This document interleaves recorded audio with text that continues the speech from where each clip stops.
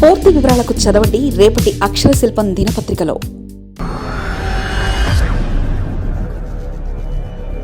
లోక్సభలో స్పీకర్పై అవిశ్వాసం, ప్రతిపక్షాల ఆవ్యూహం ఫలిస్తుందా? అవిశ్వాసం నెగ్గాలంటే సభలో 272కు పైగా బలం అవసరం. విపక్షాలకున్నది 240 ఎంపీల బలం. భారత పార్లమెంటరీ చరిత్రలో అరుదైన అత్యంత కీలకమైన ఘట్టానికి రంగం సిద్ధమవుతుంది.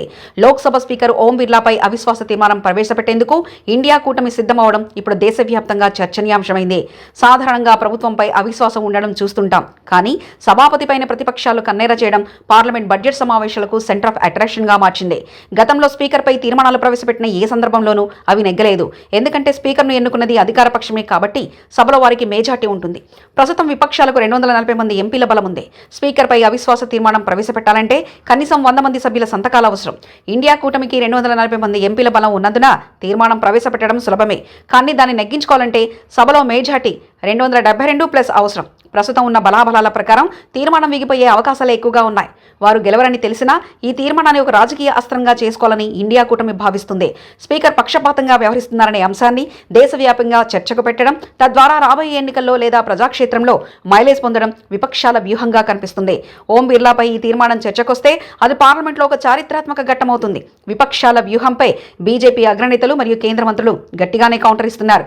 ప్రతిపక్ష నేత రాహుల్ గాంధీ ప్రసంగాన్ని అడ్డుకోవడం, ఆయన లేవనెత్తిన జాతీయ భద్రతా అంశాలపై ఆంక్షలు విధించడమే ఈ ముదురుతున్న వివాదానికి ప్రధాన కారణం. మాజీ సైన్యాధిపతి మనోజ్ ముకుంద్ నరవనే రచించిన ప్రచురితం కాని పుస్తకంలో కొన్ని భాగాలను రాహుల్ గాంధీ సభలో ప్రస్తావించేందుకు ప్రయత్నించారు.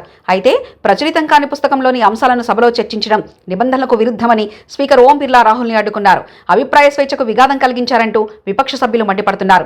ప్రతిపక్ష నేతగా జాతీయ భద్రత వంటి కీలక అంశాలను ప్రస్తావించే హక్కు తనకుందని, దాన్ని స్పీకర్ నిరాకరించడం పార్లమెంటరీ సాంప్రదాయాలను ఉల్లంఘించమేనని రాహుల్ గాంధీ మండిపడుతున్నారు. తాను ప్రస్తావించిన అంశాలను ధృవీకరించాలని, వాటిని తాను బాధ్యత వహిస్తానని చెప్పినప్పటికీ స్పీకర్ అనుమతించకపోవడాన్ని కాంగ్రెస్ తప్పుపడుతుంది. స్పీకర్ స్థానంలో ఉన్న వ్యక్తి తటస్థంగా ఉండాలని, కానీ ఓం బిర్లా అధికార పక్షానికి వత్తాసు పలుకుతున్నారని విపక్షాలు ఆరోపిస్తున్నాయి. రాష్ట్రపతి ప్రసంగంపై ధన్యవాద తీర్మానం చర్చ సందర్భంగా ప్రధాని మోదీ ప్రసంగానికి సైతం విఘాతం కలిగించేలా గందరగోళం చెలరేగింది. స్పీకర్ నియమాల ప్రకారం వ్యవహరించారా లేక ప్రతిపక్షాల గొంతు నొక్కారా అనే ప్రశ్న ఇప్పుడు రాజ్యాంగ నిపుణుల మధ్య కూడా చర్చకు దారితీస్తుంది. ప్రచురితం కాని పుస్తకాన్ని ఆధారంగా చేసుకుని విమర్శలు చేయడం సబబు కాదని స్పీకర్ అంటుంటే, అది దేశ భద్రతకు సంబంధించిన విషయమైనప్పుడు సాంకేతిక కారణాలతో అడ్డుకోవడం సరికాదని విపక్షాలంటున్నాయి. పార్లమెంటు అంటే కేవలం చట్టాలు చేసే వేదిక మాత్రమే కాదని, అది ప్రజా సమస్యలపై చర్చించే వేదిక. స్పీకర్ పదవి అత్యంత పవిత్రమైందని, అటువంటి పదవిపై అవిశ్వాసం ప్రకటిస్తే అది సభ యొక్క గౌరవాన్ని సంబంధించిన అంశంగా మారుతుందని రాజకీయ విశ్లేషకులు ఆందోళన వ్యక్తం చేస్తున్నారు. రాబోయే రోజుల్లో ఆ తీర్మానం చర్చకొస్తే పార్లమెంట్లో మరోసారి వాడివేడి చర్చలు తప్పవు. అంకెల్లో ప్రతిపక్షాలకు బలం లేకపోయినా రాజకీయంగా మైలేజ్ పొందేందుకు ఈ స్కెచ్ ఎంతవరకు సాయపడుతుందో వేచి చూడాలి. విపక్షాల వ్యూహంపై బీజేపీ అగ్రనేతలు కూడా ఘాటుగానే స్పందిస్తున్నారు. ప్రచురితం కాని పుస్తకాన్ని సభలో చదవడం వల్ల తప్పుడు సమాచారం ప్రజల్లోకి వెళ్లే ప్రమాదం ఉందని, దాన్ని అడ్డుకోవడం స్పీకర్ బాధ్యత అని బీజేపీ సమర్థిస్తుంది. రాహుల్ గాంధీ పార్లమెంటరీ నిబంధనలు గౌరవించట్లేదని ఆరోపిస్తుంది.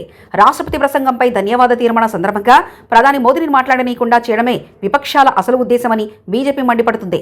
స్పీకర్ పదవికి ఒక ప్రత్యేక గౌరవం ఉంటుందని, రాజకీయ ప్రయోజనాల కోసం ఆ వ్యవస్థను కించపరచడం ప్రజాస్వామ్యానికి చేటు అని బీజేపీ నేతలు వ్యాఖ్యానిస్తున్నారు.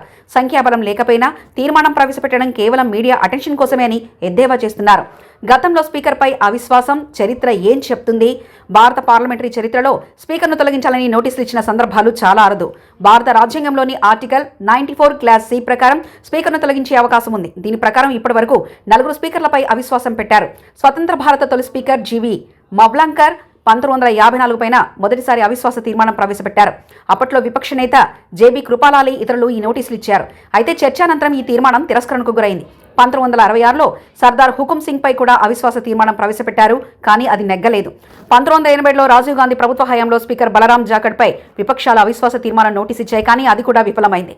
2008లో యూపీఏ ప్రభుత్వానికి లెఫ్ట్ పార్టీలు మద్దతు ఉపసంహరించుకున్నప్పుడు స్పీకర్ పదవికి రాజీనామా చేయాలని తన సొంత పార్టీ సిపిఎం కోరిన సోమనాథ్ చటర్జీ నిరాకరించారు. అప్పుడు కూడా ఆయనపై తీవ్ర ఒత్తిడి వచ్చినప్పటికీ అధికారికంగా అవిశ్వాసం నెగ్గలేదు. మరిన్ని కథనాల కోసం సబ్స్క్రైబ్ చేసుకోండి మీ అక్షర శిల్పం. పూర్తి వివరాలకు చదవండి రేపటి అక్షర శిల్పం దినపత్రికలో.